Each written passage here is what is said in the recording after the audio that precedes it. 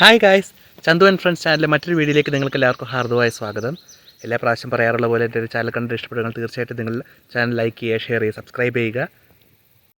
നിങ്ങൾക്ക് കാണാൻ പറ്റുന്ന പോലെ ഞാനൊരു റോഡ് ട്രിപ്പിനിടയ്ക്കാണ്. ഞാൻ ഇപ്പോൾ പുതിയ ബൈക്ക് വാങ്ങിച്ച പ്രമാണിച്ച് തന്നെ ഇടയ്ക്കിടയ്ക്ക് ചെറിയ ചെറിയ ഷോർട്ട് ടേം ട്രിപ്പുകൾ എല്ലാ ദിവസവും അങ്ങോട്ടും ഇങ്ങോട്ടൊക്കെ ഓടിച്ച് നോക്കാറുണ്ട്, വണ്ടിയുടെ ഒരു പെർഫോമൻസൊക്കെ അസസ് ചെയ്യാനായിട്ട്. അപ്പോൾ ഇന്ന് ഞാൻ അപ്ലോഡ് ചെയ്യാൻ പോകുന്നത് ബ്രേക്കേഴ്സ് മാൻഷൻ, വളരെ വിഖ്യാതമായിട്ടുള്ള അമേരിക്കയിലുള്ള ഒരു മാൻഷനാണ്. ഇപ്പോൾ മ്യൂസിയമായിട്ട് പ്രിസർവ് ചെയ്തേക്കുന്നത് ന്യൂപോർട്ട് സിറ്റിയിൽ. അവിടുത്തെ ഞാൻ പോയ വിസിറ്റിനെ ആധികാരികമായിട്ടുള്ള വ്ളോഗാണ്. Guys, so we're just stepping off the parking lot allotted to the specific location. So we have reached the Breakers Mansion. This is one of the most iconic and world famous summer cottages that was originally built by a wonderful built family in the late 19th century. To be precise, in the 1895. The construction was finished during the period from 1890 to 95. Most of the finest artisans and craftsmen from Europe and America were employed by the Vanderbilt family, specifically Cornelius Vanderbilt II and his wife Alice Cornelius Vanderbilt, building this wonderful and magnificent mansion. As you can see, we are just entering into the main structure. We have to take. We are already pre-booked, made our booking online, so we can see the magnificent front view of the mansion. This is it's obviously the very commanding view of the sea, the Atlantic Ocean as well, by the palatial mansion. And as you can see, it's pretty windy out here. It's the grounds are simply spectacular. I mean, it encompasses a 13-acre property. And the house, the mansion itself has 70 rooms, which includes 48 bedrooms, 27 fireplaces, and it has provisions.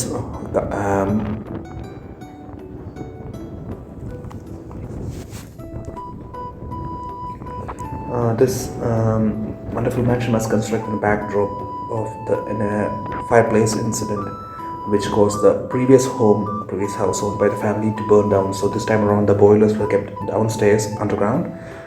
And also they had both dual provisions, which was quite a novelty really. In fact, that they had provisions for both electricity as well as gas-based lighting in the house, when electricity was still quite a novel invention, something which was not very common during the period.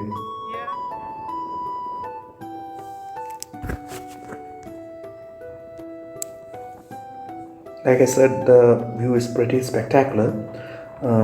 We are going to enter the house very soon.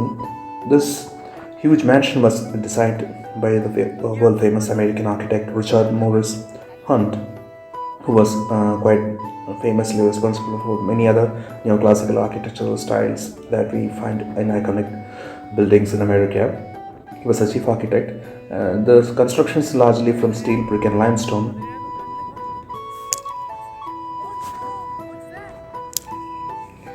It's actually quite windy out here, as I'm sure you can appreciate, and it's quite pleasant weather. It's actually a really good time of the year to visit these buildings as of now, because we are visiting it in the month of May.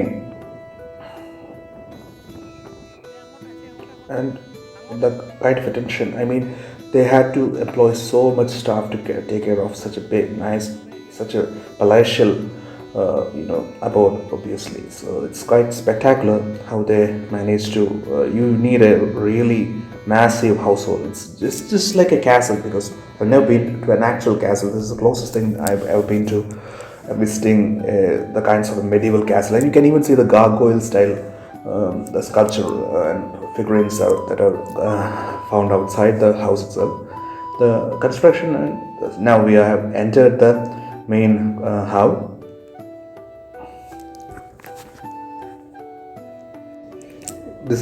This is the Great Hall, and the Great Hall looks spectacular. Obviously, the first impressions, as far as first impressions go, this is quite some stunning impression that this house managed to make, for sure.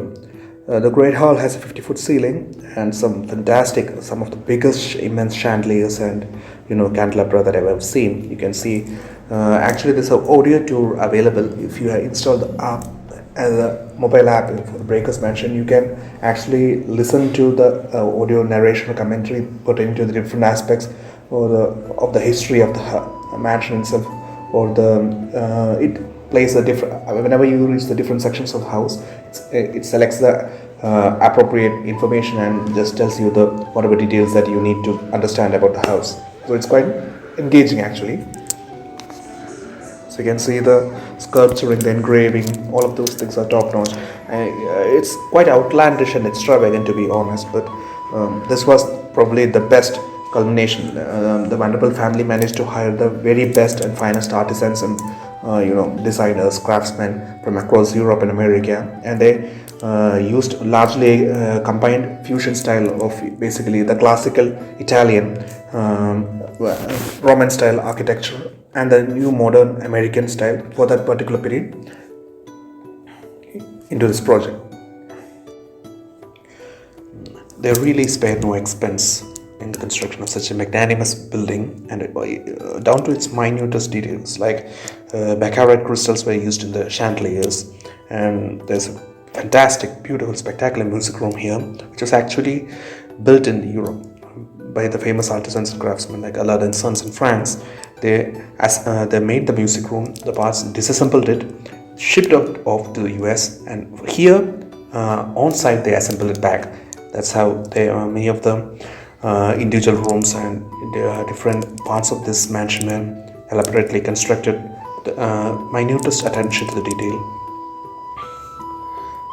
It is actually, it's a kind of it belongs to the so-called gilded age in the Americas, in the Europe, the early to late 19th century Europe and USA.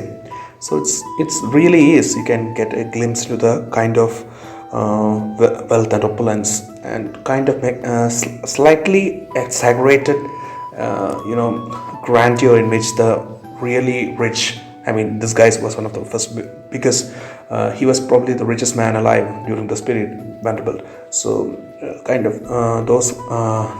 kind of indulgences those people could afford to, it really gives you a sneak peek into the kind of life the aristocrats and the ultra wealthy people during the late 19th or early 20th century were living. And it's quite spectacular. The designs, it also is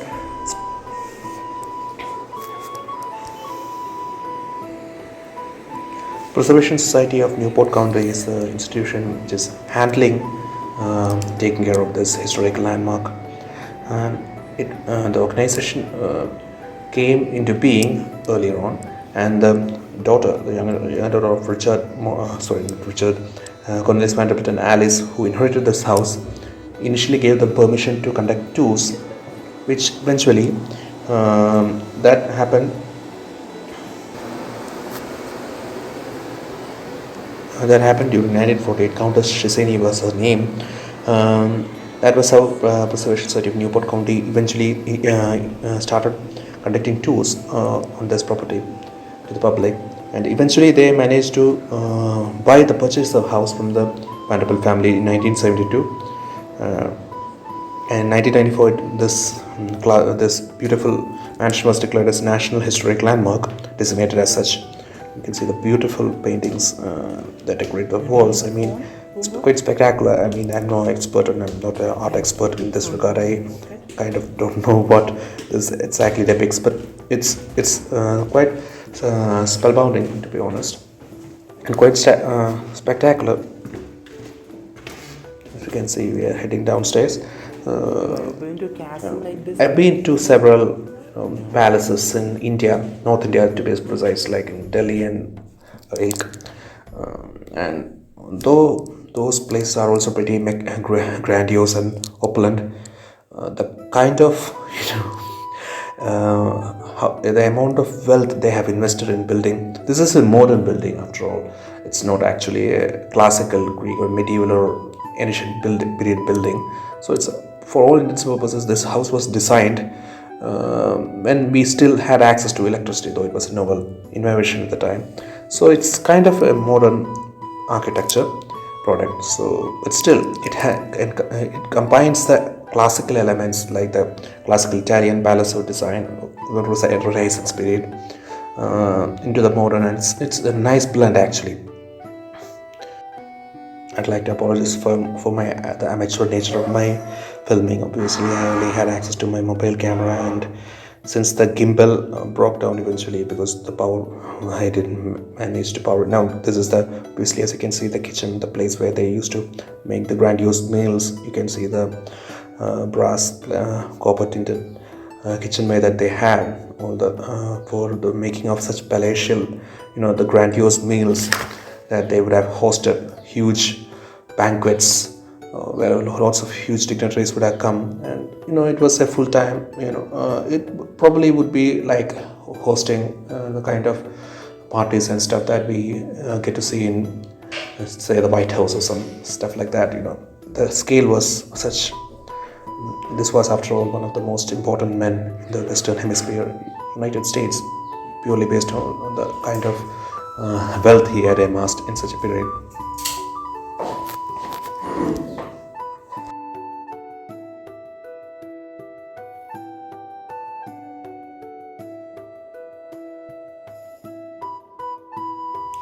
We are now inside the spotless bathroom facilities. Bathroom, it has all the modern amenities which we are kind of used to in this day and age. Obviously, they had access to electricity in addition to gas, so that was pretty, like I mentioned already several times, pretty really new piece of technology to be employed. You can see the bathtub, the shower, the towels for drying.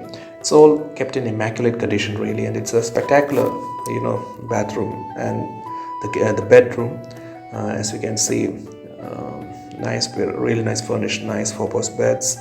The tile, the wallpaper on the it's pretty beautiful, the walls and everything. This is actually the also doubles up as the office room of Miss Alice Vanderbilt. So her office as well as the bedroom where the kids also used to sleep. So you can see the portrait of one of the kids, and it is actually a really nice place to live, I would admit. Although you need, like I said, an immense household to take care of such a big house. I personally speaking, I would rather live in a much more shabby and smaller place, because it's much easier to maintain and upkeep the building. Right now, this kind of huge property and house obviously needs really big staff. I mean, immense staff, lots and lots of people to take care of it, whether a butler or caretaker, the cleaning lady. You can't just handle this house on a minimal staff. Maybe with AI and all that kind of automation bill coming in future, maybe you can just employ some robots, I guess. But especially during the period, this must have been a real cumbersome piece of property to take care of on a daily basis. Like I said, the house is really beautiful to look at. I mean, it's the closest thing, like I said, I have been to a medieval castle, but it's obviously much more refined, much more beautiful, in a more classical style, because it's a modern construction after all. Anybody who used to live in this house must have felt like a king and queen. For all intents and purposes, they were kind of royalty. My personal taste is obviously much more simple. I don't like living like royalty. You can even see the example of the telephone they used to have there. It's a real nice bedroom. As you can see, the beautiful wallpaper, tiles, and real nice flowers and stuff. It's you can see the portrait of Alice Vanderbilt on the walls. Lots of nice photographs and portraits hanging off the walls, as usual. Nice comfy sofa set. Fireplace, like I said, this place has like 27 fireplaces. It had a humongous, immense household after all to take care of. എല്ലാ പ്രാവശ്യം പറയാറുള്ള പോലെ തന്നെ എൻ്റെ channel content ഇഷ്ടപ്പെടുകയും തീർച്ചയായിട്ടും നിങ്ങൾ മറക്കാതെ ചാനൽ ലൈക്ക് ചെയ്യുക, സബ്സ്ക്രൈബ് ചെയ്യുക. ഇന്നത്തെ കണ്ടൻറ്റ് നിങ്ങൾക്ക് ഇഷ്ടപ്പെട്ടുണ്ടാവുമെന്ന് ഞാൻ പ്രതീക്ഷിക്കുന്നു. മറ്റൊരു ഇൻട്രസ്റ്റിംഗ് വീഡിയോ ആയിട്ട് നമുക്ക് വൈകാതെ തന്നെ വീണ്ടും കാണാം. അപ്പോൾ ഞാൻ റൈഡ് തുരട്ടെ. അതുവരെ ബൈ.